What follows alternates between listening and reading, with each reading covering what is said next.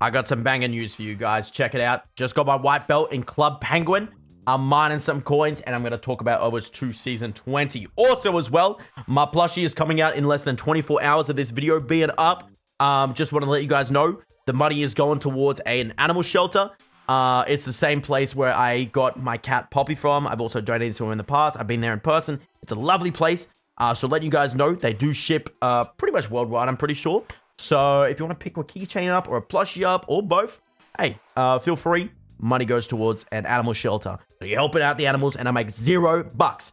Now, this season's been really funky, bro. Season 20. I usually don't make videos this early into the season, but a lot of stuff is happening, and it also needs to be like talked about some things, because number one, console Overwatch has been a little bit of shambles. I don't know if they fixed it yet, but basically in a nutshell, they buffed aim assist. Oh my god! I don't really care about aim assist stuff or aim assist drama or anything like that. You know, this isn't Apex Legends at the end of the day. But Aaron Keller himself has tweeted out, we receive reports that aim sensitivity on console feels off. We're currently investigating and we'll update as we get more info. In the meantime, setting aim smoothing to 100% can alleviate some of the issue. So basically, if you're on console, your sensitivity might be a little bit higher or a little bit more aggressive or something like that. And it's caused a lot of people to kind of just mess up their muscle memory. In a nutshell, to put it into some other terms, think about lifting like 10 kilogram weights or 10-pound weights every single day, right? And you're consistent with it, right? But then one day, your mate comes by and he's like, he sneaks it into like a 1 kilogram or a 100 grams dumbbell, and you lift it up, you smash yourself in your face, you bust your head open, you get a concussion, and you straight up die. That's basically what the sensitivity changes are like, which a lot of people in my Twitch chat have been telling me. They've also been asking me to tell the Overwatch team to hurry up and fix it. So I'd like to say I'm now the leader of console Overwatch, apparently. So that's pretty cool. This is a joke, by the way. I made this joke on Twitter a little bit earlier, and people got really angry at me. So I apologize. Sorry for messing around. My bad, right? How's my Club Penguin doing? Sick. Okay. Now, where do I go from here? So the Winter Wonderland thing. Yeah, so they fixed the bug on it, but I don't really know if I really like the challenges or like the kind of rewards we're getting this time around. I know how other people feel about it. And I think Battle Pass tier skips are awesome. I think loot boxes are great. Love that sort of stuff. They still haven't updated the loot box pool, but I am hoping next season is when we truly get a loot box update, finally, because it's going to be the new rehaul, like the season, right? I have some theories of what's coming next season. If you guys want me to make a video on it, I mean, hey, let's do it. It'll be fun to talk about, right? But hopefully they finally update the loot box pool, because I almost have every single item here. I'm only missing the legendaries. I have every single epic. I have every single rare. I have every single common item. But I'm only missing legendaries, but I'm obviously not going to be able to get all of them by the time this season ends. But hopefully they do a big loot box pool update, because there are some Lucio skins that I haven't bought personally that I would like to get in loot boxes at some point. Now, my problem is that the middle part, Santa's Sleigh, has some of the most disappointing rewards I have seen compared to last year's rewards, where we had Twitch drops of Overwatch skins from Overwatch 1, and we also had... what is it? They had that really good Widowmaker skin as well, which was a legendary brand new skin. Now, this time around, we just have recolors, which is just disappointing, right? And I think recolors as free rewards is fine, right? But what disappoints me is, let's think for a second. Who just got the Mythic skin last season? Junkrat. Who just got the Mythic skin this season? Cassidy. So why would I, if I'm a Cass player or a Junkrat player, why would I want to be using the recolored version of Overwatch 1 skins when I could be playing with my shiny new toy, aka the Mythic skin? You know, if they did some recolors for some other skins, like that aren't really like popular characters, or more so characters that haven't obviously gotten some skins this season, like they're older, like, you know, Christmas skins, that would have been cool. That would have been great. But they didn't do that, you know? And that's kind of like what irks me about this. And I feel like this sort of thing is just like, whatever, you know? It's a little bit like, yeah, big Chungus, screw my Chungus life, all that sort of stuff, right? But, you know, on the other hand, the Krampus Basket and the Jingles Workshop is cool stuff. I like this sort of stuff. This is cool. I do like the art they've also done here as well. And the art of the main menu is absolutely wonderful as well. Now, where do I go next? Vendetta, and also the balance of the core Overwatch game. I think so. Oh, actually, beforehand. Now, there is actually a pretty W change that has happened this season as well. Sorry, let me fix that real quick. Is the cheater compensation has finally been added to the game. So, in a nutshell, if you get a cheater on your team, or if a cheater is on the enemy team, and you lose to that cheater, you will get your regain, like you will regain your skill rating back in the future, so you won't feel as robbed or something like that. Because if the enemy team tryhards with a cheater, it doesn't really matter anymore, because it's kind of like you're going to get those points back eventually. And by eventually, I mean maybe in 2 years when you're, you know, bolding and all that sort of stuff. You know, you're looking at Overwatch like, oh my god, I finally got my SR back. I can finally get back to Diamond. I'm role-playing it myself, by the way. But yeah, you know, there's that, right? So that's really cool. That's really wonderful. That's great. And if you win with a cheater on your team, you won't lose any points. So, you know, everyone, if you get a cheater on your team, don't be scared to try hard, man. Just take that W, bro. Now, what isn't really a W change this season that I haven't really liked is grouping restrictions for high ranks has been changed. Champion players now must be within one division to be in a narrow group, and Grandmaster and Master players now must be within 2 divisions to be in a narrow group. I had a duo set up for this season, which I was very excited to do for a YouTube video. But now I can't play with them because they're currently sitting at GM5 while I'm sitting at GM1, which is very unfortunate. I could go on an alt account, right? But my alt account, Peepo Steve, for some reason is plat in 6v6. I gotta ask you guys, is it okay for me to play in plat if I speedrun getting to GM/Masters just to play with a friend for a video? Or am I gonna get canceled? You know what I mean? It's like, and that's also like where my issue is as well, because they have added the brand new challenger tier this season. So as you climb now, you no longer have top 500. Like top 500 is still a thing, but it's called the challenger tier, right? If you get up to 4,000 points, 5,000 points, 4,000 points, something like that, you know, you get into challenger. So a couple of people have gotten it already. They've been playing a decent amount. Yeedle has already gotten it, for example, and Tree and Jeremy 87 have gotten it in the damage section. Most people in open queue 6v6 haven't gotten it yet because there's an extra 1,000 points. I don't know why, but it's whatever, right? But basically, when you win games, you get more points and you go higher up into rank. So it stops people from ranked camping and just camping ladder, because in the past couple of seasons, people would be like champion 2 and it'd be impossible to get up there because long queue times. And also as well, you wouldn't really get much for winning games. But now the whole challenger tier thing stops that sort of stuff. It makes getting rank 1 a lot more competitive, a lot more fun. And a lot of people in high ranks have the opportunity to get it if they, grind a good amount. And I think that's awesome. I think that's really exciting. I think that's really, really good. So, you know, there's that, right? Now, what was I talking about? Now, I think... Oh man, I forgot what I'm talking about. I gotta refresh my brain. Sadly, I have farted and I have forgotten what I was talking about. But yeah, let's just talk about core Overwatch, whatever, I guess. Now, balance changes, or more so Vendetta at the first part. Vendetta in high rank, from my experience, doesn't really feel that scary as I thought most players were like saying she was going to be. People were saying this character needs nerfs and all that sort of stuff. They made some changes to her, which were kind of like buffs. It's more so her character just feels a lot more smoother and fluid. She feels so good to play, like to move around the map. Her mobility is wonderful. I'm glad they didn't do any gigantic nerfs to her mobility, but it's very much like, it's more so like her changes are more so just so she feels a lot more nicer to play.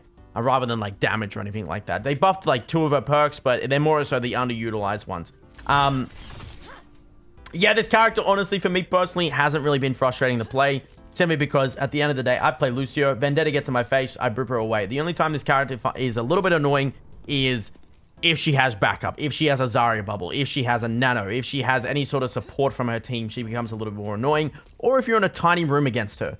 The simple way to counter this character, don't go in a small room against this character because her spin is really good against you. Her whole like swinging stuff is really good against you. And her escape potential if things go bad is also very good as well. So that's really the way I've been encountering her, right? But I also think because she has 275 health plus armor compared to like, you know, the melee characters in the DP, in the tank role have so much health and like really good consistent blocks. Doom has a great block. You know, Hazard has a really good block. They all kind of have some form of advantage to it, right? Whereas like Doom gets empowered punch, Hazard has damage, right? So their blocks are really, really good. Whereas Vendetta's, it's kind of like using block, you get punished really quickly if you kind of hold it for a little bit too long or if you take any damage, right? Yeah, you block melee attacks or something like that, but it's like 1 or 2 melee attacks and a couple of shots and you just get, boom, dusted like that. You know what I mean? I like how when I walk around this map, I become slightly wider on the webcam. But yeah, anyways, one of the changes they've done this season that has really, really annoyed me is they still haven't nerfed Zarya. I don't like playing against Zarya. I wouldn't say she's the most broken character in the game, right? But I would say more so, I don't like playing against her. I don't like bubbles. They're irritating, right? Did they nerf Azari this season? No. Did they nerf Jungle Queen this season? Yes. Did they nerf Reinhardt this season? Yes. Now, I don't see Ryan as a really annoying character. Like, obviously, when I get hit by his hammer and I kind of get, like, booped in or pulled into him, yes, that's irritating, right? But more so his ult cost. Yeah, he does build ult really quickly because Earthshatter has the potential to swing fights and is often generated quickly in close range engagements. Increasing the ultimate cost better aligns its charge rate with its overall impact. Okay. I mean, Ryan's whole, I don't know. I don't understand the dev note of the one, unfortunately, with this one, but it feels a little bit funky, a little bit off. I'm not going to glaze too much over a Reinhardt change. This character is such a chungus to me sometimes, right? Now, here's the change. Sigma can struggle to secure eliminations in certain matchups. Increasing direct impact damage rewards precision and improves key breakpoints when comboing with the rest of the kit. Bastion. Recon mode damage is often weak compared to other heroes, making Bastion overly dependent on sentry mode. A higher fire rate helps smooth out the weapon's flow and increases his threat while in recon mode. If you told me that my teammates today were asking for Sigma and Bastion bans, I would assume that I am not in top 500 anymore and I've gone into a gold lobby. Not trying to be mean, by the way. I've just never heard anyone ever ask for a Sigma ban in my entire life. Bastion ban seems like more of a low rank thing. And I'm like, what the hell's going on? Usually we're banning Ball, we're banning Hog, we're banning Zarya, we're banning Cass, Tracer, Sojourn. We're banning Sig and Bastion now. What in the world is going on? I mean, this is 6v6 open queue, so obviously 5v5 is probably having a different experience. But buffing Sigma in Lucio terms, imagine if Lucio's 20 bullets his 20 damage bullets ran from 20 damage all the way up to, let's say, 27. It's absolutely absurd how much damage he's doing now. And it's like, okay, something like this can work, but maybe like 20 damage.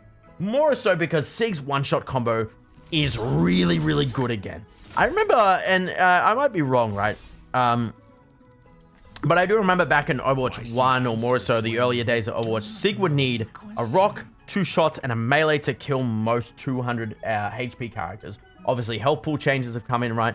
But now it's simply just, how do I sit here without going off the map? You know, you rock, and then it's like 2 shots, they're dead, right? You don't even need a melee anymore. The only time you need a melee is more so against the very high health characters, right? And let's go boom, and then it's like boom, boom, and then it's a punch, right? That's a quick kill combo, right? Most Overwatch heroes are sitting at 225 health, 250 health right now, right? But it's like, if I'm playing against a Sig, he doesn't even need the rock against me. He does not even need that rock against me majority of the time because it's like 2 shots, you're dead like that. And his range, his poke potential is absolutely so good. And I know I'm complaining about Sig here, but I think Sig is one of those characters where it's like, he's not bad. He's never been broken as hell. He's just been he's been that character that's a perfect tank.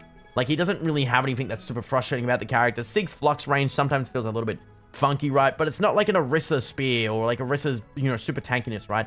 You know, when Sig eats, you can counter it with boops and melees and any sort of like, you know, a lot of other abilities like beams and all that sort of stuff, right? And like his shield, very easy to kind of like cut down on. His rock, it has charge up time, so it gives you an ability to dodge. And it's simply just don't get up in his face when he's charging up the rock. It's very, very easy to dodge in that regard, right? He's a character that's easy to dodge. But buffing his damage that much is crazy. Can we get a Lucio damage buff by any chance? If we're going to buff Sigma's damage, you know, I'm willing to make a trade here. If everyone's cool with that. Yeah? Okay, great. Now, the other character that has been hardcore dominating the game, in high ranks at least, is D.Va. This character is so goddamn horrifying to play into now. It is wild how good she is, right? And number one, extended boost is hitting an enemy with boosters deals 100% increased damage and extends the duration by 0.5%. This is so good for finishing off kills simply because you can kind of like fly to target, hit him with boosters, right? And it's a good chunk of their health going down. You're already shooting at him. You're hitting with the missiles as well. Like, you know, you're running at a target, right? You're going, boom, boom, right? There's a lot of like health going down very quickly, right? So if you catch anyone off guard with like a little bit less health, that's really good as well. But you're comboing this as well, like while you're running him down with like shift, right? With the like the range like reducer where you can easily just kind of shred targets, right? It's also like comboing that as well is absolutely horrifying. This perk, this major perk, is so scary to play into just because of how much damage it has been doing. Obviously, you're not going to be bursting stationary targets, but she's really good in that regard as well. She is just an absolute amazing tank at the moment. No one really plays her in 6v6, surprisingly, because her health pool is lower. She's a lot easier to kill. But in 5v5, she's very, very scary.